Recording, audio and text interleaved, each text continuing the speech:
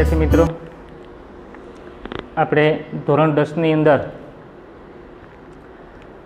આગળનો લેક્ચર જેની અંદર સજીવોનું વર્ગીકરણ, સજીવોનો ઉદ્વિકાસ કેવી રીતે થાય અને એની આગળનો એક ટોપિક હતો પ્રજનનીય અલગીકરણ, એટલે કે પ્રજનનશીલ કઈ રીતના અલગ અલગ કરવામાં આવે અને કઈ રીતના અસમર્થ બને. અસમર્થનો મતલબ શું?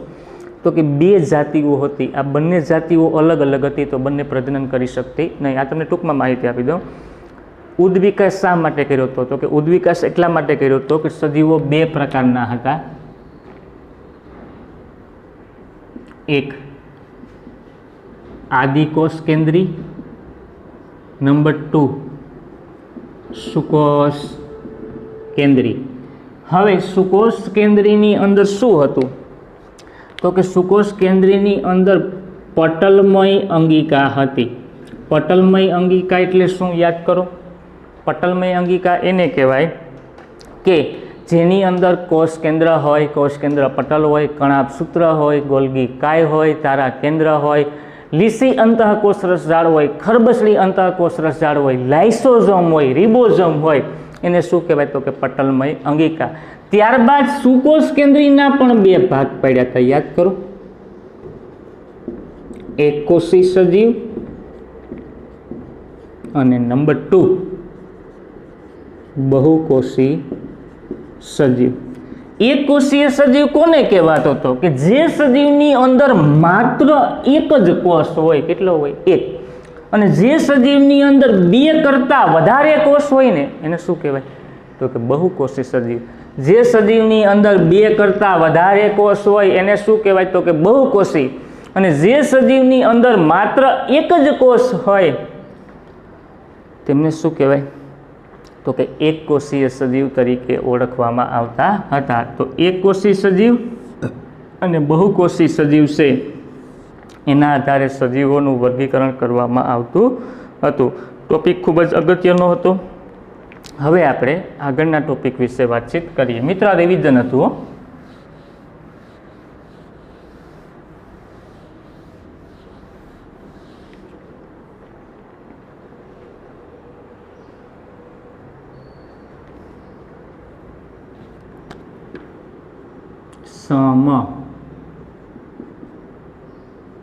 સમમૂલક અંગો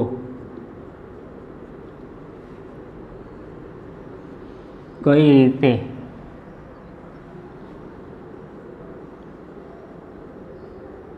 ઉદ્વિકાસના પુરાવા આપે છે. સમમૂલક અંગો. અથવા તમને પ્રશ્ન એવો પણ પૂછાય કે રસના સદસ અંગો.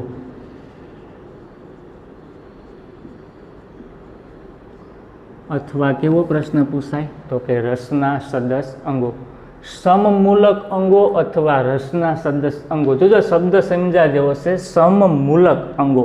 શું કીધું? સમમૂલક અંગો.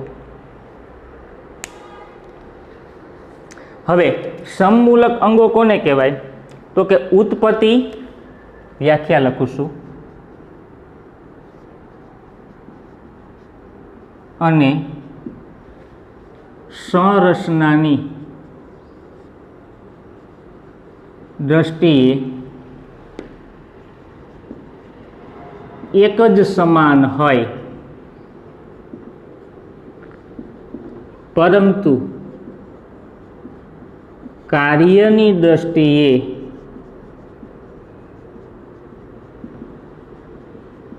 અલગ અલગ હોય તેવા અંગોને શું કહેવાય? તો કે સમમૂલક અંગો. ઉત્પત્તિ અને સંરચનાની દ્રષ્ટિએ.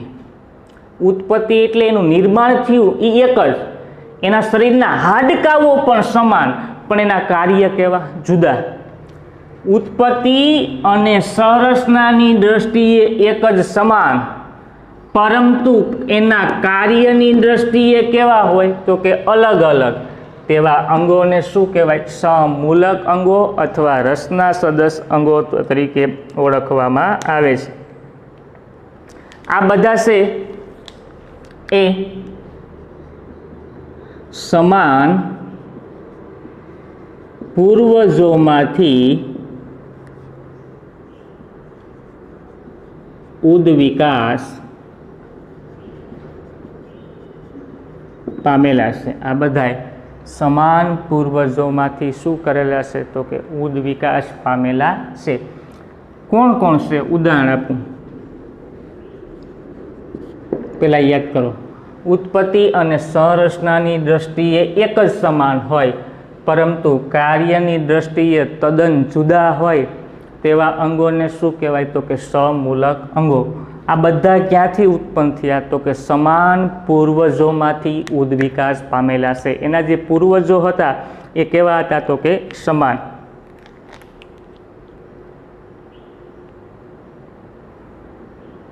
ઉદાહરણ તરીકે દેડકાના અગ્ર ઉપાંગો તેમજ ગરોળીના અગ્ર ઉપાંગો, પક્ષીઓની પાંખ વગેરે। જો દેડકાના અગ્ર ઉપાંગો, ગરોળીના અગ્ર ઉપાંગો, પક્ષીઓની પાંખ, આ બધાની ઉત્પત્તિ અને સંરચના કેવી છે? અલગ અલગ। હવે દેડકાના અગ્ર ઉપાંગો છે તો હું એનો ઉપયોગ ઉડવા માટે થાય? નો, દેડકો ઉડે? ન ઉડે। તેમજ ગરોળીના અગ્ર ઉપાંગો છે, બરાબર, ગરોળીના ઉપાંગોનો ઉપયોગ ઉડવા માટે થાય? નહીં, સરીસૃપ પ્રાણી છે। કેવું છે? સરીસૃપ।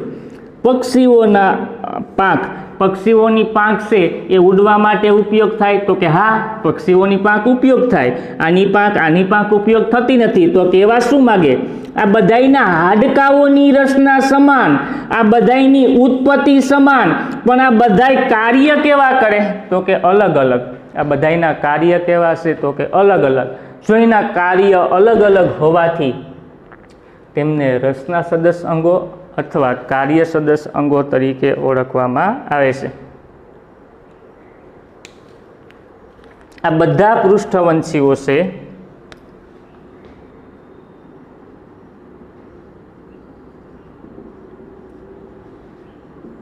ઓની પાયાની સંરચના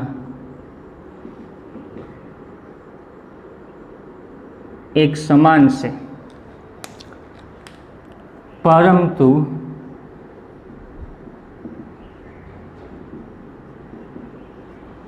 કાર્યની દ્રષ્ટિએ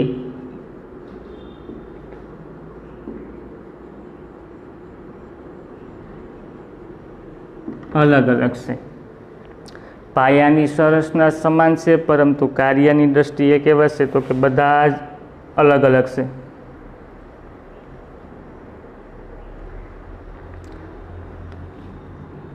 આમ સમજાત લક્ષણોની મદદથી આવા સજીવના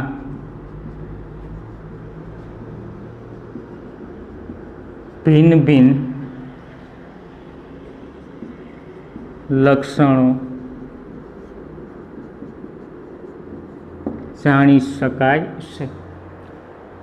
સમજાત લક્ષણોની મદદથી આવા સજીવોના ભિન્ન ભિન્ન લક્ષણો છે એ ભિન્ન ભિન્ન લક્ષણો છે એ જાણી શકાય। અને જો ભિન્ન ભિન્ન લક્ષણો છે એ જાણી શકાય તો આ સજીવો છે એની ઉત્પત્તિ, એના કાર્ય, એની સંરચના, આ બધી માહિતીઓ આપણે મેળવી શકીએ। યાદ રાખજો વિદ્યાર્થી મિત્રો, પ્રશ્ન શું છે? સમમૂલક અંગો। તમને બોર્ડમાં રચના સદસ્ય અંગો પણ પૂછાય, તમને બોર્ડમાં સમમૂલક અંગો પણ પૂછાય, તો બે પ્રશ્ન તમારી નોટબુકની અંદર ક્લિયર હોવા જોઈએ। બે પ્રશ્ન પૂછાઈ શકે કે રચના સદસ્ય અંગો અથવા સમમૂલક અંગો, આ બે વિશે સમજાવું તો આ પણ ટોપિક તમને ક્લિયર હોવા જોઈએ। એક ટોપિક છે એ ખૂબ જ અગત્યના છે, જો હું ભણાવું છું।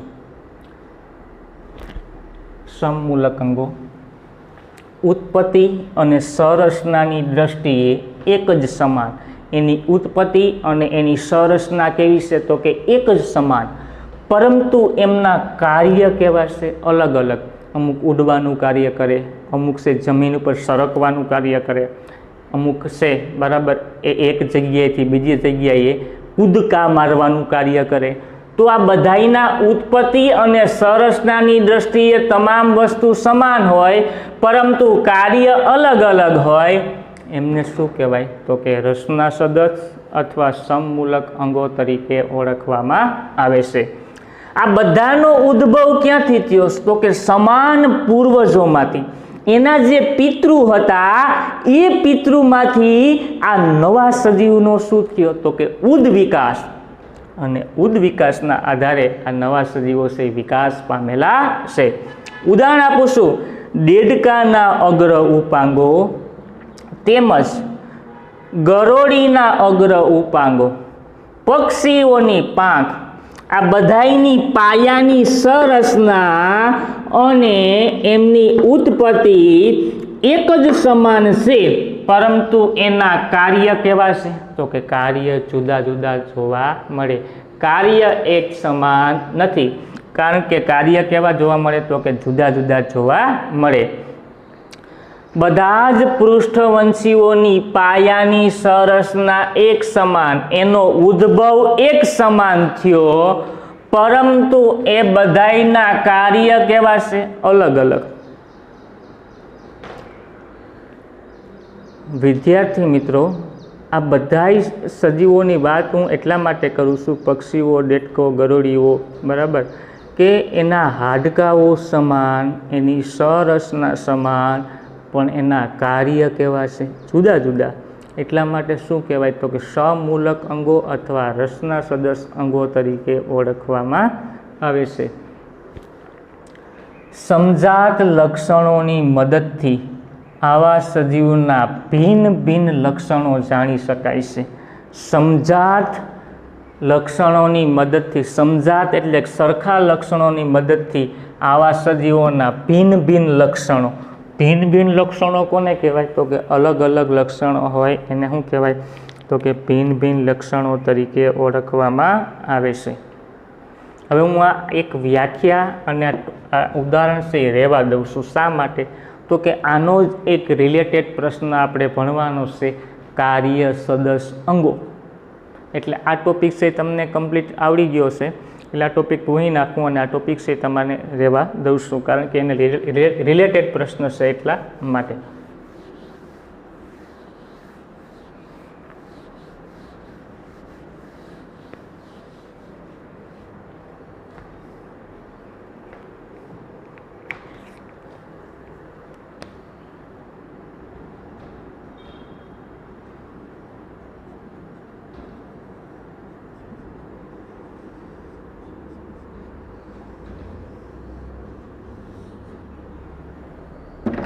પ્રશ્ન છે આપણો,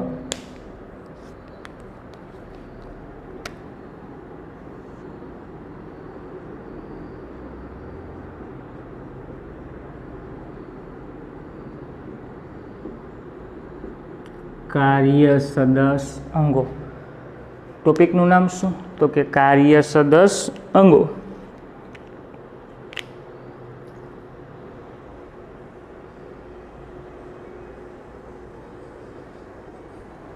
આ સજીવોમાં સરખો દેખાવ, સરખા કાર્ય, પરંતુ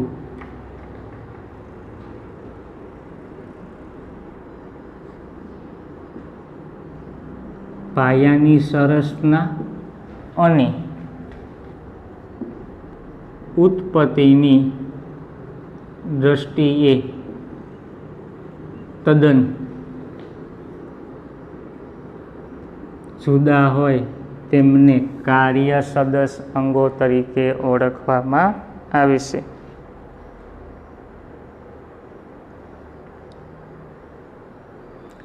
સરખો દેખાવ, સરખા કાર્ય, પરંતુ પાયાની સંરચના અને ઉત્પત્તિની દ્રષ્ટિએ તદ્દન જુદા હોય તેવા અંગોને શું કહેવાય?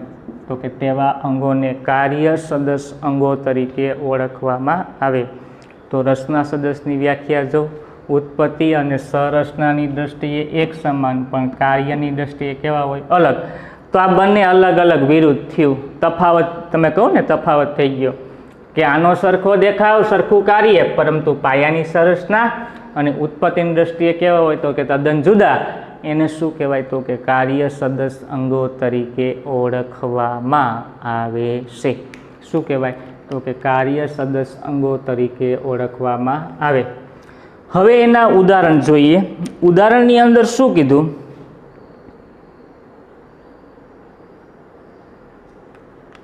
સામાસીડિયાની પાંખ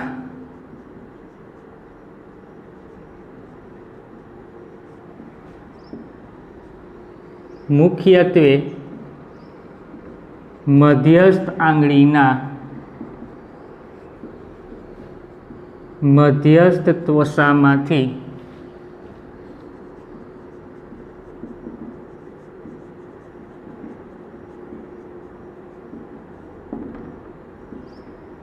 વિકાસ પામેલી છે. સામાસીડિયાની પાંખ મુખ્યત્વે મધ્યસ્થ આંગળીના મધ્યસ્થ ત્વચામાંથી વિકાસ પામેલી છે. જોજો, સાંભળજો.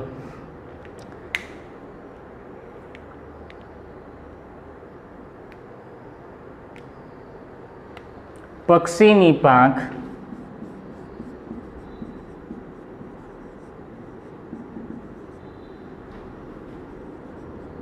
અગ્ર ઉપાંગના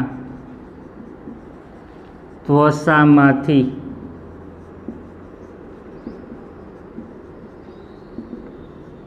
વિકાસ પામેલી છે. પક્ષીની પાંખ અગ્ર ઉપાંગના ત્વચામાંથી વિકાસ પામેલી છે,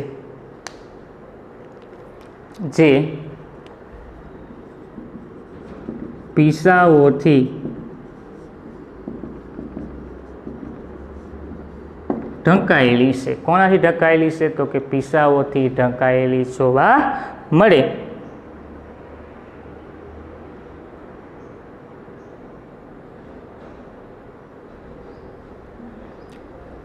પરંતુ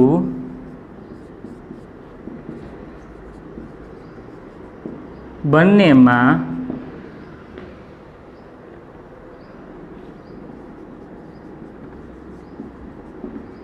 પાયાની સંરચના અને ઉત્પત્તિની દ્રષ્ટિએ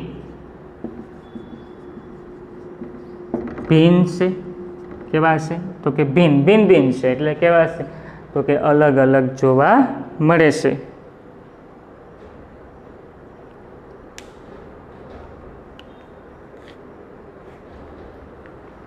આ શું હતું તો કે કાર્ય સદસ્ય અંગો અને બીજા ક્યાં હતા તો કે રચના સદસ્ય અંગો.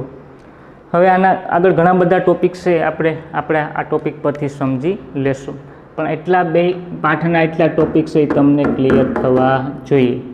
ટોપિક શું તો કે સમૂલક અંગો એટલે કે રચના સદસ્ય અંગો, અને બીજો ટોપિક કયો છે તો કે કાર્ય સદસ્ય અંગો. પહેલો ટોપિક કયો તો કે રચના સદસ્ય અંગો અને બીજો ટોપિક કયો તો કે કાર્ય સદસ્ય અંગો. હવે રચના સદસ્ય અંગોની વાત કરું છું. તે ઉત્પત્તિ અને સંરચનાની દ્રષ્ટિએ એક જ સમાન હોય. ઉત્પત્તિ અને સંરચનાની દ્રષ્ટિએ એક જ સમાન હોય, પરંતુ કાર્યની દ્રષ્ટિએ કેવા હોય તો કે કાર્યની દ્રષ્ટિએ અલગ અલગ હોય. કેવા હોય? અલગ અલગ. એવા અંગોને શું કહેવાય? રચના સદસ્ય અંગો અથવા સમમૂલક અંગો તરીકે ઓળખવામાં આવે છે.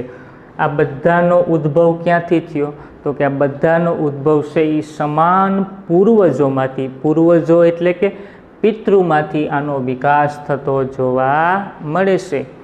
એના ઉદાહરણ ક્યાં તો કે દેડકાના અગ્ર ઉપાંગો તેમજ ગરોળીના અગ્ર ઉપાંગો અને પક્ષીની પાંખ. આ બધાની ઉત્પત્તિ અને સંરચના કેવી છે તો કે સમાન, પણ દેડકો કાર્ય સરખું કરતો નથી. દેડકો અને પક્ષી કાર્ય સરખું કરે નહીં, દેડકો અને ગરોળી સરખું કાર્ય કરે નહીં. તો પાયાની સંરચના અને ઉત્પત્તિ છે એ કેવા તો કે પાયાની સંરચના અને ઉત્પત્તિ છે બરાબર એ તદ્દન એક સમાન છે, પરંતુ કાર્ય કેવા છે તો કે અલગ જોવા મળે, જેને શું કહેવાય તો કે રચના સદસ્ય અંગો તરીકે ઓળખવામાં આવે છે. કાર્ય સદસ્ય અંગોની વાત કરીએ સરખો દેખાવ, સરખા કાર્ય, પરંતુ પાયાની સંરચના અને ઉત્પત્તિની દ્રષ્ટિએ તદ્દન કેવા હોય? જુદા. વ્યાખ્યા યાદ રાખજો. સરખો દેખાવ, સરખા કાર્ય, પરંતુ પાયાની સંરચના અને ઉત્પત્તિની દ્રષ્ટિએ કેવા હોય? તો કે તદ્દન જુદા હોય. તેમને શું કહેવાય? તો કે કાર્ય સદસ્ય અંગો તરીકે ઓળખવામાં આવે. ક્યાં અંગો કહેવાય? તો કે કાર્ય સદસ્ય અંગો તરીકે ઓળખવામાં આવે છે. સામાસીડિયાની પાંખ મુખ્યત્વે મધ્યસ્થ આંગળીના મધ્યસ્થ વસામાંથી વિકાસ પામેલી છે. સામાસીડિયાની પાંખ કેમાંથી વિકાસ પામેલી છે? મધ્યસ્થ આંગળીના મધ્યસ્થ ત્વચામાંથી વિકાસ પામેલી છે. અને પક્ષીની પાંખ અગ્ર ઉપાંગના ત્વચામાંથી વિકાસ પામેલી છે, જે પીસાઓમાંથી ઢંકાયેલી છે. પરંતુ આ બંનેમાં પાયાની સંરચના અને ઉત્પત્તિ એ બંને કેવા છે? અલગ અલગ. પણ આ બધાયના કાર્ય કેવા છે? તો કે કાર્ય એક જ સમાન છે. કેવા છે? એક જ સમાન. કાર્યમાં કોઈ ફેરફાર થતો નથી. કાર્ય કોઈ જુદા નથી. બધાયના કાર્ય છે એક સમાન જોવા મળે. વિદ્યાર્થી મિત્રો, આ બંને ટોપિક છે ખૂબ જ અગત્યના અને મોસ્ટ ટાઈમપી છે. વ્યાખ્યા આડાવડી ના થાય એનું ખાસ ધ્યાન રાખવું જરૂરી છે. વ્યાખ્યા આડાહવડી ન લખાઈ જાય એનું ખાસ ધ્યાન દેવાનું છે, જે દરેક વિદ્યાર્થીએ ખાસ નોંધ લેવી. હજી એક વખત વ્યાખ્યા કહું છું. રચના સદસ્ય અંગો અને કાર્ય સદસ્ય અંગો ઉત્પત્તિ અને સંરચનાની દ્રષ્ટિએ એક જ સમાન, પરંતુ કાર્યની દ્રષ્ટિએ અલગ હોય એમને શું કહેવાય? તો કે રચના સદસ્ય અંગો અથવા સમમૂલક અંગો કહેવાય. શું કહેવાય? રચના સદસ્ય અંગો અથવા સમમૂલક અંગો કહેવાય. ઉત્પત્તિ અને સંરચનાની દ્રષ્ટિએ કેવા હોય? તો કે ઉત્પત્તિ અને સંરચનાની દ્રષ્ટિએ એક જ સમાન હોય, પરંતુ કાર્યની દ્રષ્ટિએ અલગ અલગ હોય. તેમને સમમૂલક અંગો અથવા રચના સદસ્ય અંગો તરીકે ઓળખવામાં આવે. કાર્ય સદસ્ય અંગો સરખો દેખાવ, સરખા કાર્ય, પરંતુ પાયાની સંરચના અને ઉત્પત્તિની દ્રષ્ટિએ તદ્દન જુદા હોય. તેમને શું કહેવાય? તો કે કાર્ય સદસ્ય અંગો તરીકે ઓળખવામાં આવે. સામાસીડિયાની પાંખ મુખ્યત્વે મધ્યસ્થ આંગળીના મધ્યસ્થ ત્વચામાંથી વિકાસ પામેલી છે. સામાસીડિયાની પાંખ કેમાંથી વિકાસ પામેલી છે? મધ્યસ્થ આંગળીના મધ્યસ્થ ત્વચામાંથી. પક્ષીની પાંખના અગ્ર ઉપાંગની ત્વચામાંથી વિકાસ પામેલી છે, જે પીસાઓથી ઢંકાયેલી છે. આ બંનેમાં પાયાની સંરચના અને ઉત્પત્તિની દ્રષ્ટિએ કેવા છે? ભિન્ન, પણ કાર્ય કેવા છે? તો કે સમાન. આ ટોપિક કયો હતો? તો કે સમમૂલક અંગો એટલે કે રચના સદસ્ય અંગો અને કાર્ય સદસ્ય અંગો, એની આપણે વાતચીત કરેલી છે.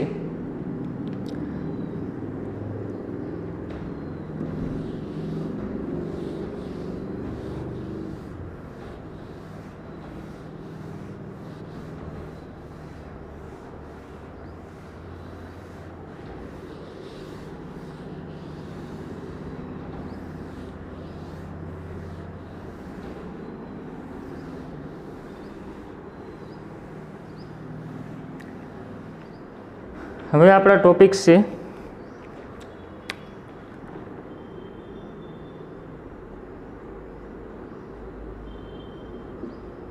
અસ્મિઓ. યાદ કરો, અસ્મિઓ. એક સાઈડમાં બીજો ટોપિક લખી દઉં.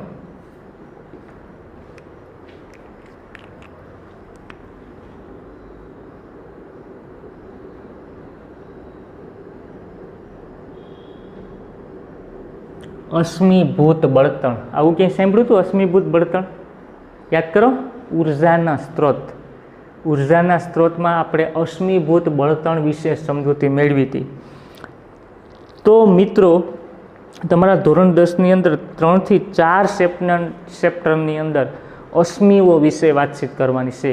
તો એનો મતલબ એવો કે એકાદા ચેપ્ટરમાંથી અશ્મિભૂત બળતણનો પ્રશ્ન છે ક્લિયર હોય. મેં તમને કીધું હતું 14મું ચેપ્ટર ઉર્જાના સ્ત્રોતમાં કે આ ચેપ્ટરની અંદર આ પ્રશ્ન છે મોસ્ટ આઈએમપી છે. આપણે કેવો પ્રશ્ન વર્ણવ્યો હતો? તો કે મોસ્ટ આઈએમપી પ્રશ્ન વર્ણવેલો હતો. કેવો પ્રશ્ન? તો કે મોસ્ટ આઈએમપી પ્રશ્ન વર્ણવેલો હતો ને હતો. તો અશ્મિઓ એટલે શું? તો આ ટોપિક આપણે આગળના લેક્ચરમાં પણ ભણશું. અત્યારે તમને થોડીક બેઝિક માહિતી આપું, પછી આગળના લેક્ચરની અંદર આ પ્રશ્નને આપણે ડીપમાં ભણશું. તો પહેલાં અશ્મિભૂત બળતણને તાજું કરીએ. અશ્મિભૂત બળતણ એટલે શું? લાખો વર્ષ પહેલાં પૃથ્વીના પેટાળની અંદર ઘણા વનસ્પતિઓ અને પ્રાણીઓ દટાયા.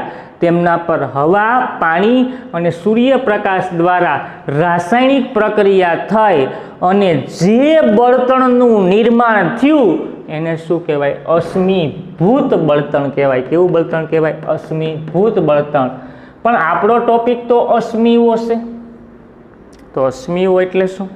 તો કે અશ્મિઓ એને કહેવાય કે ઘણા વનસ્પતિ અને પ્રાણી ભૂતકાળમાં દટાયા હતા, પણ તેમના ઉપર કોઈ વિઘટન ન થયું, વિઘટનની પ્રક્રિયા ન થઈ.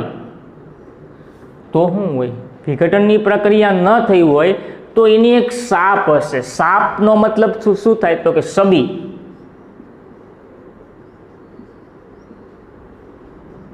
આ સબી હશે અને આ સબી છે એ જોવા મળી હતી. આ સબી છે એ જોવા મળી હતી અને આ સબી ખોદકામ દ્વારા જે મળી હતી જેમનું નામ છે અશ્મિઓ. શું નામ છે? અશ્મિઓ.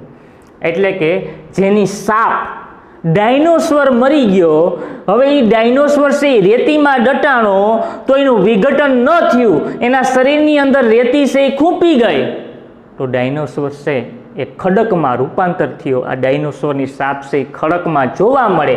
એવી જ રીતે ઘોડાની સાપ પણ જોવા મળે. જેની સાપ એટલે કે જેનું ચિત્ર તમને પથ્થરમાં જોવા મળે એને શું કહેવાય? અશ્મિ. જેની સાપ અથવા જેનું ચિત્ર આપણને પથ્થરની અંદર જોવા મળે તેમને શું કહેવાય? સાપ અથવા અશ્મિ તરીકે ઓળખવામાં આવે.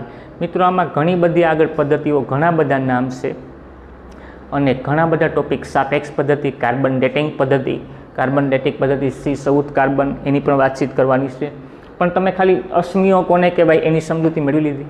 જો તમે અશ્મિઓની સમજૂતી મેળવી લીધી હોય તો આપણે આગળના લેક્ચરની અંદર ફરીથી અશ્મિઓ ડીપમાં ભણવાના છે. આખો લેક્ચર અશ્મિઓને આપવો, નામ ભણવા, ખડકોના નામ, બરાબર, ટ્રાઇલોબાઇટાન, આની સમજૂતી આપણે આગળના લેક્ચરની અંદર મેળવવાની છે. તો વિદ્યાર્થી મિત્રો, દરેક વિદ્યાર્થી આ લેક્ચર જોઈ અને પોતાનું વર્ક કરી નાખે. એમાં આપણે અશ્મિઓનો ટોપિક લખવાનો નથી, 2 ટોપિક લખવાના છે. ક્યાં ટોપિક? તો કે એ ટોપિકનું નામ છે રચના સદસંગો અને કાર્ય સદસંગો. એ આજના ટોપિકમાં લખવાના છે. અશ્મિઓ નહીં. અશ્મિઓ કોને કહેવાય એની મેં તમને માહિતી આપી. એ આપણા ટોપિકની અંદર આપણે આગળના લેક્ચરની અંદર વાતચીત કરશું. ઓકે, અસ્તુત.